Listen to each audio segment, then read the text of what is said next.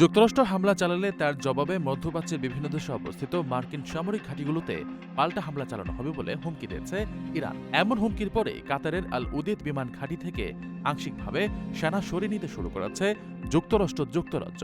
বুধবার ট্রাম্প প্রশাসনের এক কর্মকর্তার বরাদ্দে এ তথ্য জানিয়েছে বিবিসির মার্কিন অংশীদার সিবিএস নিউজ। কর্মকর্তারা বলেছেন, আংশিকভাবে মার্কিন সৈন্যদের প্রত্যাহার একটি সতর্কতামূলক ব্যবস্থা। বিবিসি জানতে পেরেছে যে ব্রিটিশ সামরিক বাহিনীর সদস্যদেরও সরিয়ে নেওয়া হচ্ছে।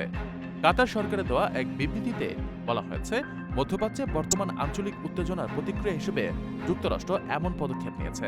এক সরকারি মুখপাত্র জানিয়েছেন, পররাষ্ট্র দপ্তর তেহরানে ব্রিটিশ দূতাবাসও সাময়িকভাবে বন্ধ করে দিয়েছে। দোহার মার্কিন দূতাবাস তাদের কর্মীদের অতিরিক্ত সতর্কতা অবলম্বন করার এবং আল উদেদ বিমান ঘাঁটিতে অপ্রয়োজনীয় ভ্রমণ সীমিত করার পরামর্শ দিয়েছে। মার্কিন ফেডারেল এভিয়েশন অ্যাডমিনিস্ট্রেশনের ওয়েবসাইট অনুসারে বৃহস্পতিবার স্থানীয় সময় রাত 2:45 থেকে ইরান প্রায় সকল ফ্লাইটের জন্য তাদের আকাশসীমা বন্ধ করে দিয়েছে। এর আগে গত বছরের জুনে মার্কিন হামলার জবাবে কাতারে অবস্থিত মার্কিন ওই বিমান ঘাঁটি লক্ষ্য করে ক্ষেপণাস্ত্র নিক্ষেপ করেছিল ইরান। আপনার স্বপ্নগুলো আকাশ ছুবে প্রবাসীর হেলিকপ্টারের মাধ্যমে। বিয়ে, জন্মদিন অথবা যে কোনো বিশেষ প্রয়োজনে হেলিকপ্টার ভাড়া করতে যোগাযোগ করুন স্ক্রিনে দেয়া নাম্বারে। প্রবাসীর হেলিকপ্টার, নিরাপদ ও সাশ্রয়ী বাহনের বিশ্বস্ত নাম।